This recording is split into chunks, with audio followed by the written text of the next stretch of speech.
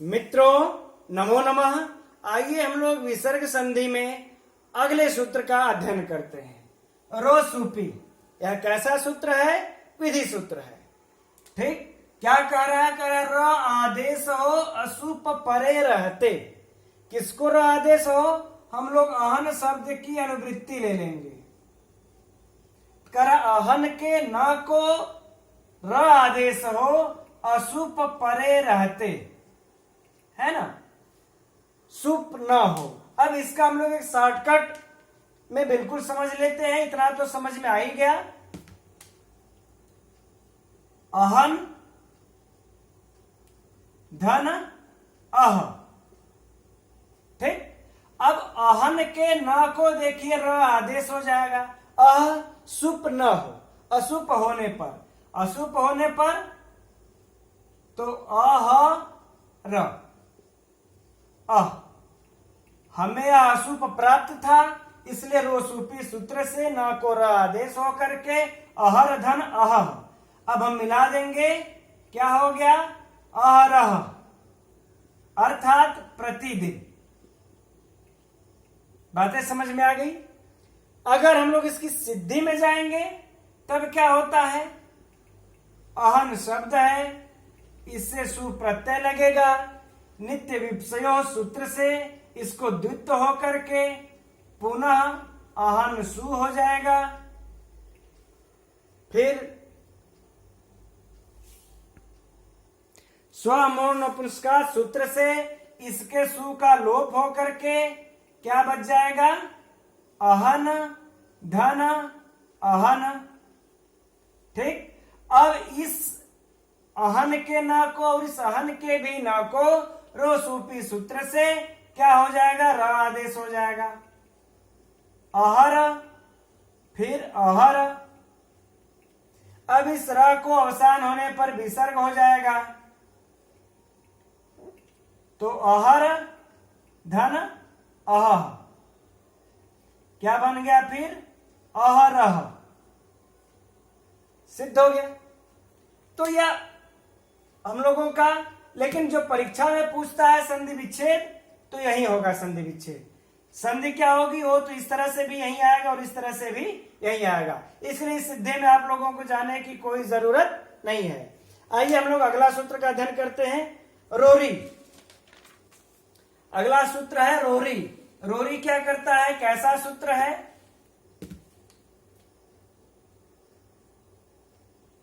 Rory यह कहता है कि रकार के परे रकार हो तो इस र का लोप हो जाता है, पूर्व वाले र का लोप हो जाता है। रोरी बस इतना ही कहता है। अब आगे इसी से संबंधित एक और सूत्र है, ढ लोपे पूर्वस्य दीर्घोड़ा। इस सूत्र को भी समझ लेते हैं। ढ लोपे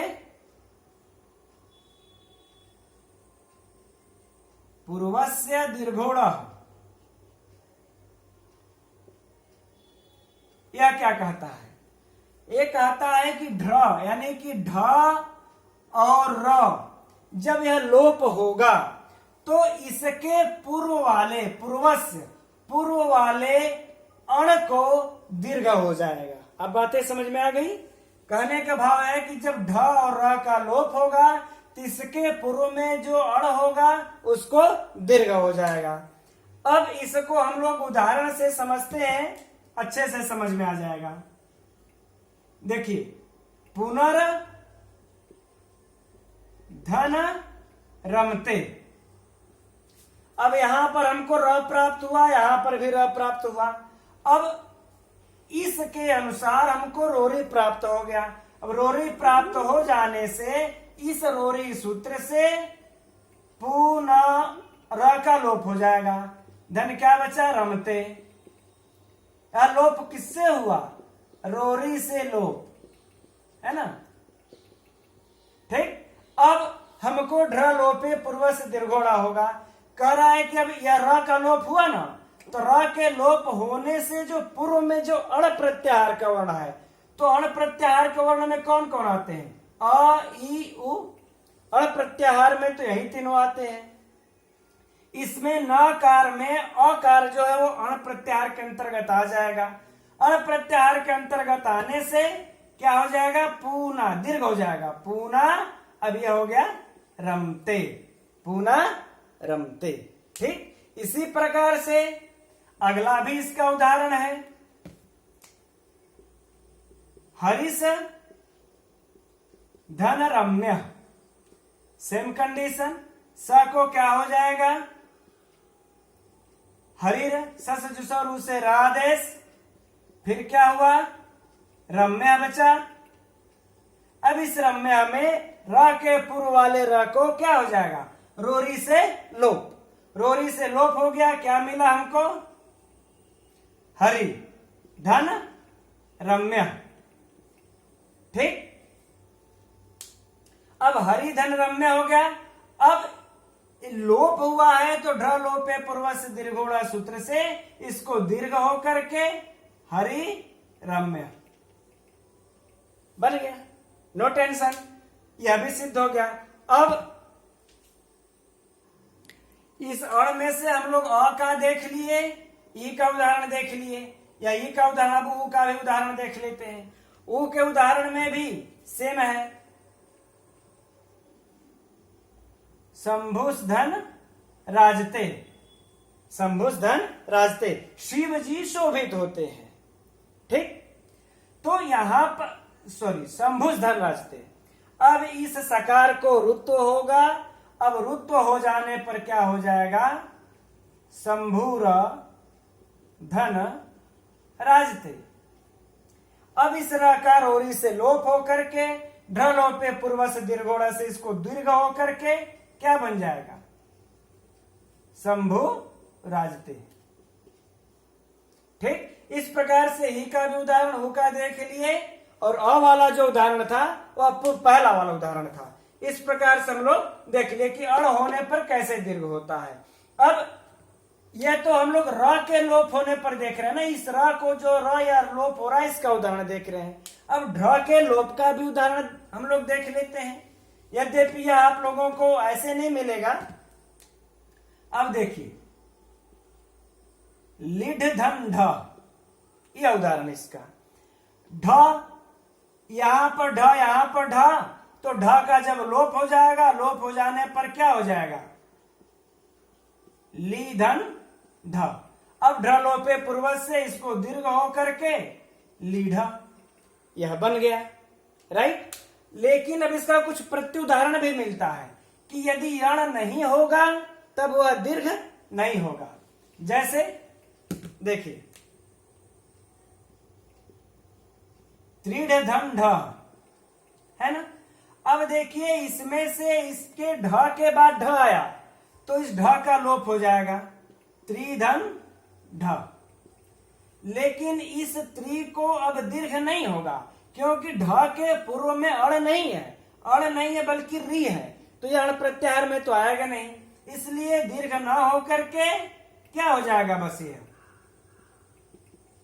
त्रिढ़। ठीक, इसी तरह व्रीढ़, इसी प्रकार से वह भी हो जाएगा। ठीक, तो हम उम्मीद करते हैं समझ में आ गया होगा। आइए अब अगला सूत्र, अगला एक उदाहरण देखते हैं, उसके बाद उस अगले सूत्र की चर्चा कर लेंगे हम लोग। एक उदाहरण मिलता है मनोरथा, यह बार बार परीक्षा में पूछा जाता है, इस मनोरथा का संधि विच्छेद क्या होता है। अब देखिए, इसका जो संधि विच्छेद होता है, मनस धन रथ हो गया। अब यह क्या कह रहा है, तो अब पद है, सस जुसो रू लग जाएगा, क्या हो जाएगा, मनर धन रथ। यह किस सूत्र से हो गया, सस जुसो रू से, है ना। अब र आदेश हो गया। अब देखिए, र के बाद र आ गया, तो यहां पर अब रोरी सूत्र प्रवृत्त हो जा रहा है। रोरी से क्या हो रहा है, रोरी से, है ना, क्या होगा, र का लोप। ठीक, अब यहां पर हमको सिर्फ रोरी ही नहीं प्राप्त हो रहा है, एक सूत्र और प्राप्त हो रहा है, लग रहा है, हंसिच। हंसिच क्या कहता है, हंसिच यह क्या कहता है? कहता है कि र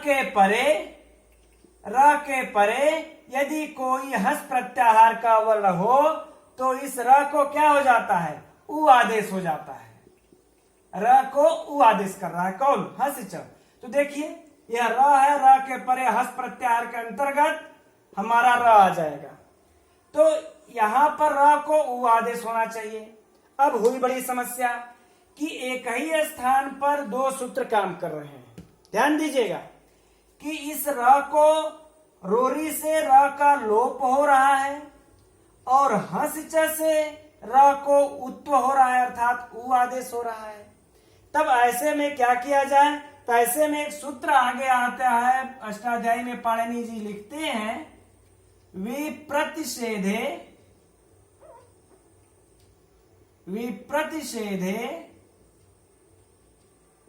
परम कार्यम, है ना?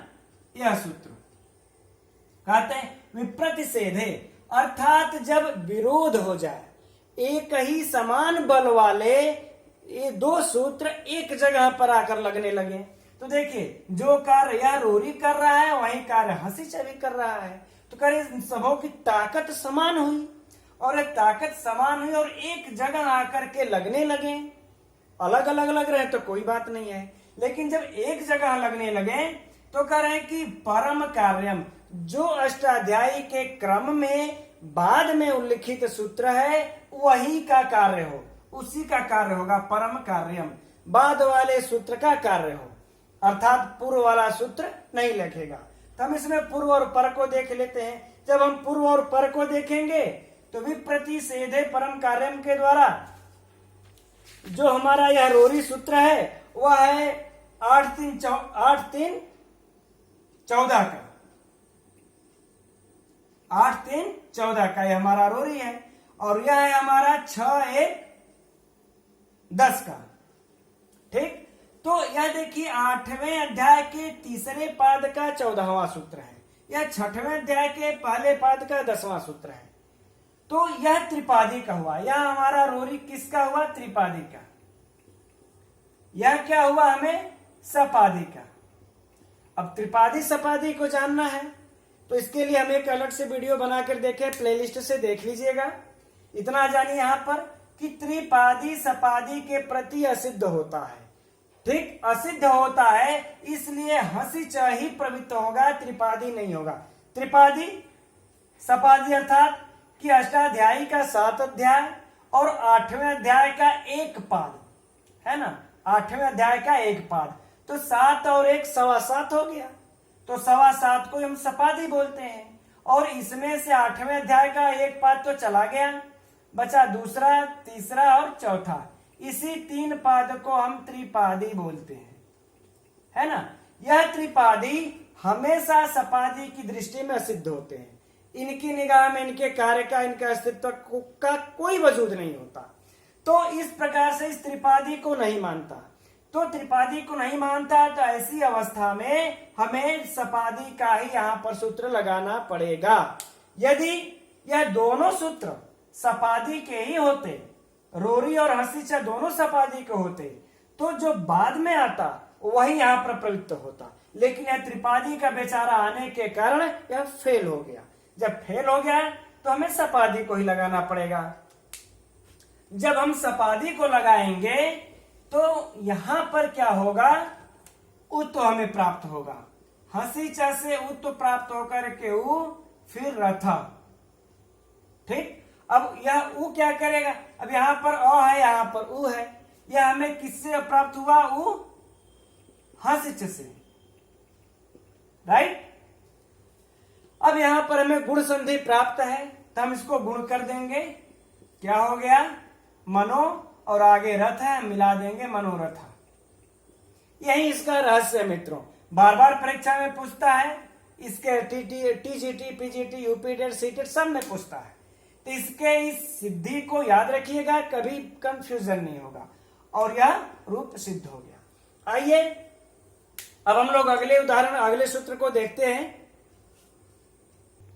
अगला सूत्र है एतत् तदो सुलोपो वक्रो नय समासे हल।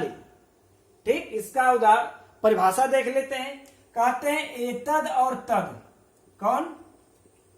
एतद और तद, है ना। इन दोनों के सु का लोप हो जाए, सुलोपो, सु का लोप हो जाए। कब?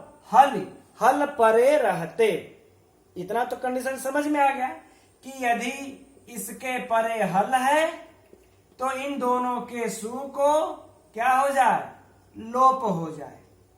लेकिन कुछ अवस्था में लोप नहीं भी होगा एतद और तद के सु को। वह कौन सा अवस्था है?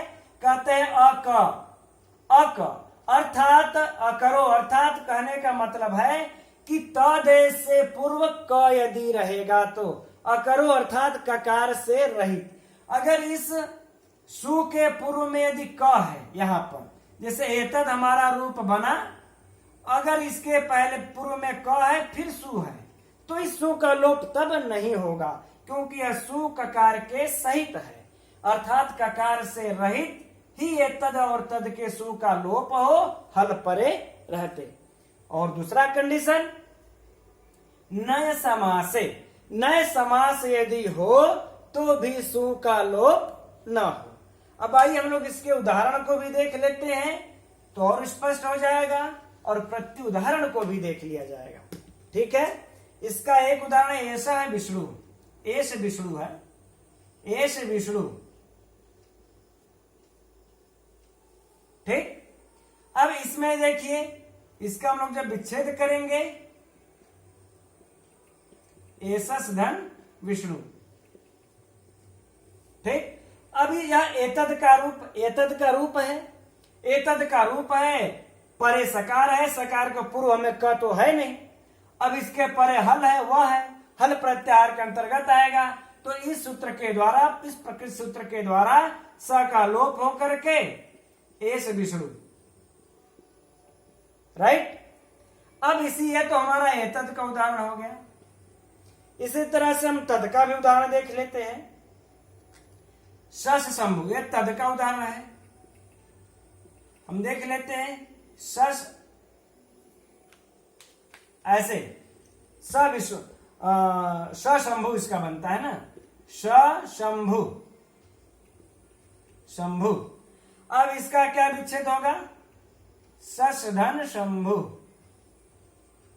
ठीक, अब इसमें देखिए, इस स के परे हल प्रत्याहार का वर्ण है, यह तद का रूप है, इसलिए इस स का प्रकृति सूत्र के द्वारा लोप होकर के स शंभु यह बन गया।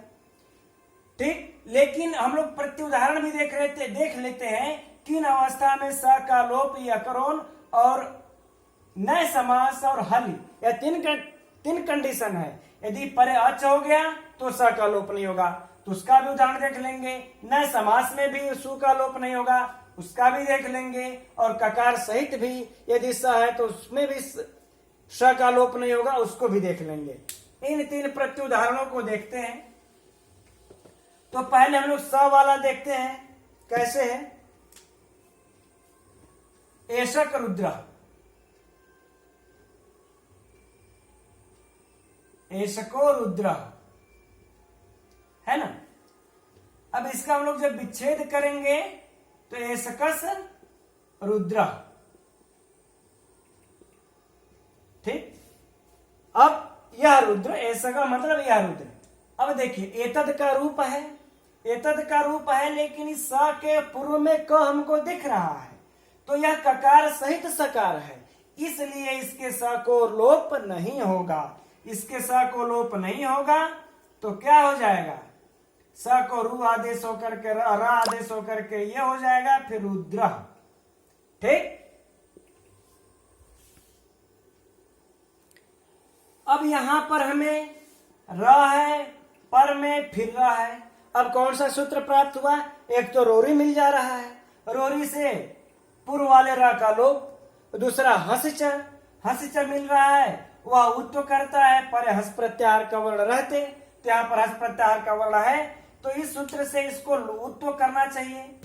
अब दोनों यहाँ पर हमें मिले तो फिर से यहाँ पर हमें एक बार विप्रतिषेधे परम कार्यम सूत्र प्रवृत्त हो गया। अब उसके अनुसार हमको यहाँ पर हसीचा लगाना पड़ेगा। जब हसीचा लगा देंगे तो एस क फिर उ धन रुद्र, यह किस सूत्र से हुआ? हसीच। और र किस सूत्र से हुआ था? ससजुसो रु से। यहां पर गुण संधि हमें प्राप्त है। हम क में अ इधर हुआ है तो ऐसा को गुण होकर के और रुद्र, ऐसा को रुद्र, यह रुद्र, यह हमारा रूप सिद्ध हो गया। यह क रहने पर देखिए स के पूर्व में क है, इसलिए स को लोप नहीं होगा। अब हम लोग नए समास में भी देख लेते हैं। अगला प्रत्युदाहरण नए समास क्या कहता है? तो देखिए इसका उदाहरण है अशः शिव, अर्थात जो शिव न हो। ठीक, तो इसका देखिए हम क्या करेंगे? अशस धन शिव। अब देखिए यहां पर भी स को लोप हो जाना चाहिए था। यह रूप एतद तद का है तो इसको लोप हो जाना चाहिए था स को, लेकिन लोप नहीं हो रहा है क्योंकि यह नए समास में है और नए समास में रहेगा तो स का लोप नहीं होगा। तो जब नहीं होगा तो स का रुत्व होकर के, रुत्व को विसर्ग होकर के, विसर्ग होकर के क्या हो गया? अशः शिव। सिंपल है। अब हल, यदि हल परे नहीं होगा तब कहे तब पर भी लोप नहीं होगा। तब आइए अगला उदाहरण हम लोग इसका देख लेते हैं। इसका उदाहरण है एषोत्र। ठीक, विच्छेद कर लेते हैं। एषस धन अत्र। देखिए अब इसमें स के पूर्व में क भी नहीं है और यह नए समास भी नहीं है, लेकिन यहां पर में हल नहीं है, इसलिए स का लोप नहीं होगा। एतद और तद के स का लोप कभी होगा? जब हल परे होगा तभी होगा। तो लोप नहीं होगा तो इसको क्या हो जाएगा? ससजुसोरु से र आदेश किससे हुआ? ससजुसो से। र आदेश स को, र को आदेश हो जाने के बाद अब यहां पर हमें कौन सा सूत्र प्राप्त होता है? र के परे अप्लुत अत है तो अतो रोर प्लुताद प्लुते। वह क्या कहता है? अत के परे र हो, र के परे पुनः फिर अत हो। ठीक, तो इस र को उ आदेश कर देता है। तो यहां पर हमें देखिए र के पूर्व में सकार में अ है, अप्लुत अ यहां भी मिला, पर में भी अप्लुत अ मिला, ये दोनों हमें प्राप्त हो गया। अब इस र को हम उ आदेश कर देंगे। अब उ आदेश कर दिए, एस उ धन अत्र, यह किससे हुआ? अतो रोर प्लुताद प्लुते सूत्र से उ आदेश हो गया। अब यहां पर अ है, यहां पर उ है, हमें गुण प्राप्त हो रहा है। जब हमें गुण प्राप्त हो रहा है तो एसो धन अत्र, हम इसको गुण कर देंगे। यहां पर एसो हो गया है, किससे हुआ? आद गुणा से हुआ। अब यहां पर देखिए पदांत है, पद है, यहां पर अ है, तो हमको एंग पदांतादत मिल गया। अब एंग पदांतादत से पूर्व रूप होकर के क्या बन गया? ये सूत्र। अब बातें समझ में आ गई? यह हमारा इसका पूरा इतने का उदाहरण हो गया। अब इसमें मित्रों एक सूत्र और है,